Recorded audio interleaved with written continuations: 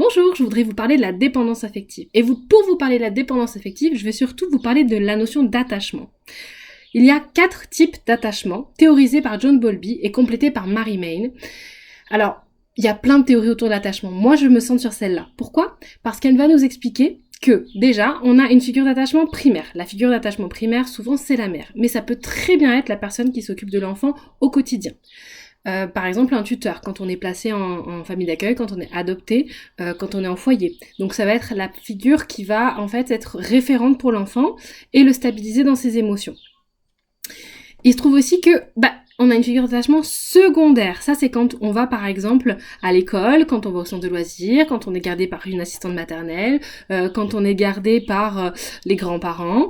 Ces personnes vont prendre le relais durant un temps donné et montrer une façon d'être en relation différente pour l'enfant.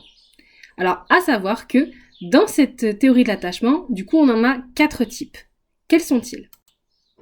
On va avoir la relation sécurisante, où la mère, la figure d'attachement primaire, va répondre correctement aux besoins de l'enfant. Par exemple, il pleure parce qu'il a faim, la mère va être là pour lui donner à manger.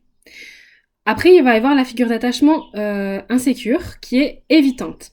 Là, la mère, à chaque fois, ou la personne qui s'occupe de l'enfant en tant que figure principale, va en fait ne pas répondre aux besoins de l'enfant et avoir tendance à répondre par autre chose à la place ou différer le besoin de l'enfant qui, voilà, quand c'est un besoin primaire, un besoin vital, on doit y répondre tout de suite parce qu'en fait, c'est juste pas négociable, ni pour nous en tant qu'adultes, ni pour l'enfant. En revanche, si on ne peut pas y répondre, on peut lui expliquer et on peut rassurer l'enfant pour que ce besoin soit comblé par la suite. Mais dans la relation sécurisante, en fait, c'est ce qui se passe. On va rassurer l'enfant et lui donner. Il va savoir qu'il va l'avoir au bout du compte, parce que c'est vital. Après, si ce sont des besoins artificiels, là, on est sur une autre modèle éducatif, et ça ne veut pas dire céder au caprice. Donc ça, c'est pour la relation insécure évitante. Ensuite, nous avons la relation insécure ambivalente, où là, la mère ou la figure d'attachement va répondre adéquatement une fois et non adéquatement une autre fois, et sans arrêt. Donc on ne sait plus sur quel pied danser, l'enfant est perdu, il va construire un système d'attachement insécurisant, ambivalent aussi, et ça va se ressentir dans sa vie de couple. Plus tard. Après, on va voir, et ça c'est Mary Main qui l'a ajouté, la relation d'attachement désorganisée, désorientée, où là, la mère est complètement à côté de la plaque, où la figure d'attachement est vraiment à côté, où il va y avoir des dépendances peut-être aux drogues, il va y avoir des réactions complètement disproportionnées. L'enfant n'a plus du tout de repères, il ne sait pas comment s'attacher de manière sécure du tout avec sa figure d'attachement primaire.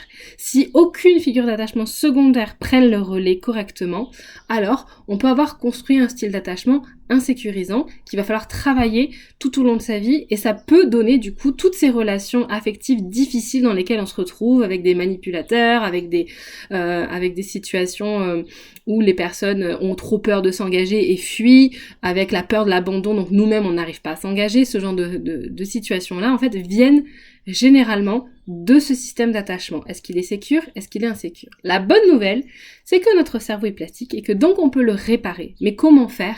Eh bien ça, c'est ce que je vous propose dans mes séances d'accompagnement pour le développement personnel, mais aussi du coup pour la relation aux enfants, donc accompagnement parental ou accompagnement de la personne sur son développement d'adulte en lien avec ses blessures d'enfant.